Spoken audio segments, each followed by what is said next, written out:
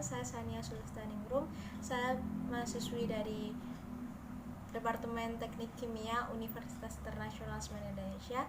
Di sini saya akan menjawab 5 pertanyaan ujian akhir semester yang diberikan oleh Bapak Samsudin selaku dosen mata kuliah Pendidikan Kewarganegaraan atau PKN.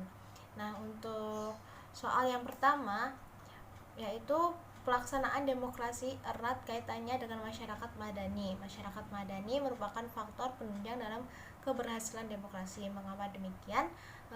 Jelaskan pendapat saudara. Nah, untuk jawaban nomor 1, menurut saya demokrasi adalah bentuk pemerintahan di mana semua warga negaranya memiliki hak serta dalam pengambilan keputusan yang dapat mengubah hidup mereka di negara tersebut. Masyarakat madani merupakan faktor atau elemen yang penting untuk membangun demokrasi, sebab salah satu syarat pentingnya demokrasi adalah terciptanya partisipasi masyarakat dalam proses-proses pengambilan keputusan yang dilakukan oleh pemerintah atau negara. Selain itu, keterlibatan masyarakat madani dapat menumbuhkan sikap terbuka, percaya, dan toleran antar individu dan kelompok yang berbeda menjadi membantu membangun politik demokrasi yang ada di Indonesia. Kemudian untuk soal nomor 2, pelaksanaan demokrasi di Indonesia dari waktu ke waktu mengalami dinamika. Berikan pendapat saudara bagaimana pelaksanaan demokrasi saat ini. Berikan evaluasi apa kekurangan dan apa kelebihan pelaksanaan demokrasi saat ini. Untuk jawaban nomor 2, menurut saya kekurangan dari demokrasi saat ini kita mengambil contoh salah satu implementasi demokrasi, yaitu pemilihan wakil rakyat. Untuk menentukan atau memilih wakil rakyat dilakukan pemilihan umum. Dalam pelaksanaannya, setiap warga negara atau setiap masyarakat memiliki kebebasan untuk memilih wakil rakyat yang sesuai dengan apa yang diinginkan atau yang dikehendakinya.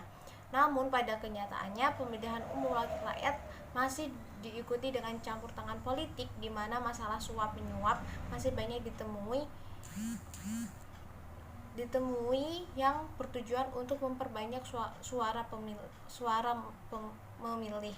Hal ini sungguh tidak sesuai dengan asas pemilihan umum, yaitu harus berjalan secara demokratis, luber, langsung, umum, bebas, rahasia, dan jujur dan adil. Nah, untuk kelebihan demokrasi saat ini, yang pertama sebagai pendidikan politik kepada masyarakat, di mana pada saat pemilihan umum partai politik mengusulkan kebijakan dan program kerja untuk dinilai oleh rakyatnya. Hal ini pada akhirnya menciptakan kesadaran politik di kalangan masyarakat.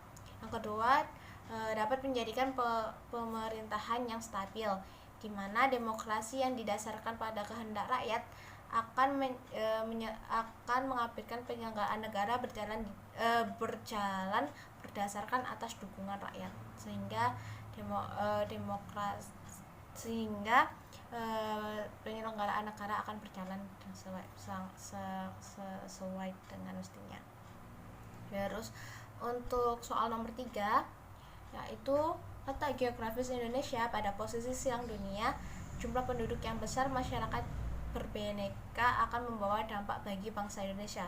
Jelaskan dampak tersebut jika dikaitkan dengan geostrategis. Nah, untuk jawaban nomor 3, keunggulan letak geostrategis Indonesia berkaitan dengan letak Indonesia yang berada di antara 2 benua dan 2 samudra.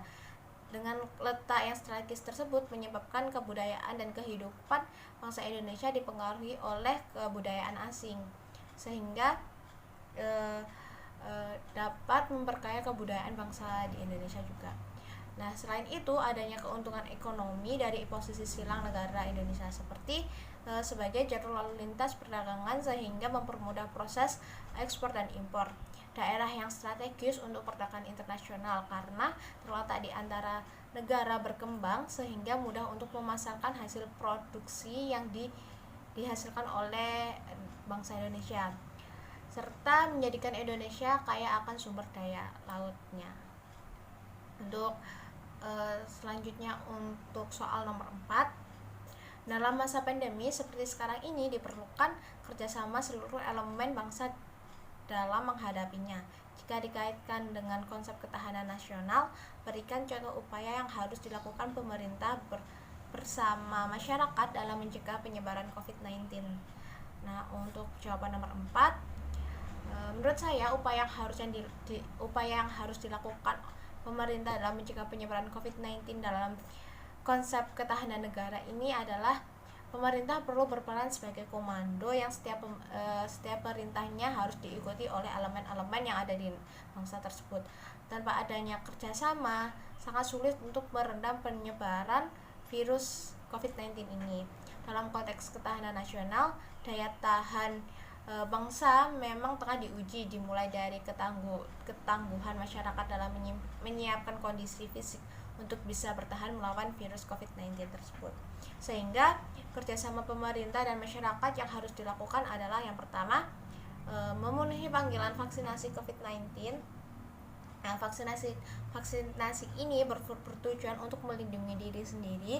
Selain itu juga melindungi komunitas serta membentuk kekebalan kelompok sehingga dapat menurunkan jumlah penderita COVID-19 yang ada di Indonesia.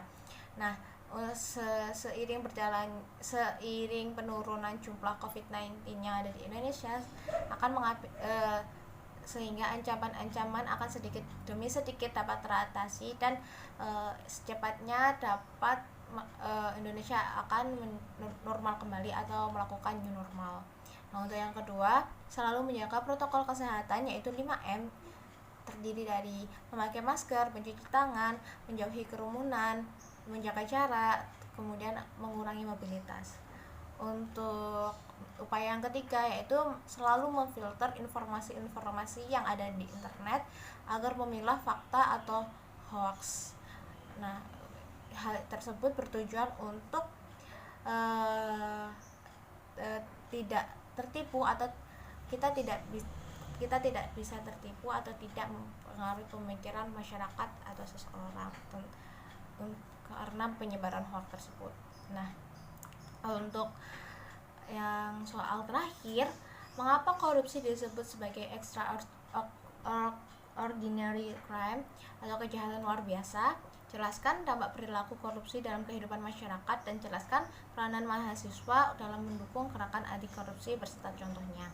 Nah, untuk nomor 7, kenapa korupsi disebut sebagai kejahatan luar biasa? Karena korupsi merupakan kejahatan yang mempunyai banyak dampak negatif terhadap kehidupan manusia. Nah, dampak tersebut antara lain merugikan uang negara, dapat berdampak pada seluruh program pembangunan, kualitas pendidikan, kualitas membangun menjadi rendah, butuh pendidikan jatuh, serta kemiskinan yang tidak tidak tertangani. Nah, kenapa hal tersebut dapat terjadi? Karena menurut saya dana yang telah diperhitungkan untuk memaksimalkan program tersebut digunakan secara pribadi untuk kesenangan pribadi. Nah, hal tersebut mengakibatkan program tersebut tidak terlaksana secara maksimal seperti itu. Nah, peranan mahasiswa untuk menegakkan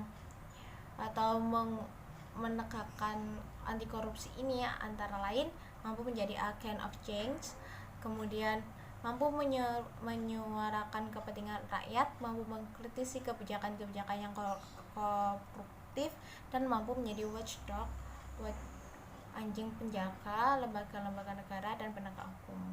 Mungkin sekian yang dapat saya sampaikan. Apabila ada kurang lebihnya saya mohon maaf. Terima kasih. Wassalamualaikum warahmatullahi wabarakatuh.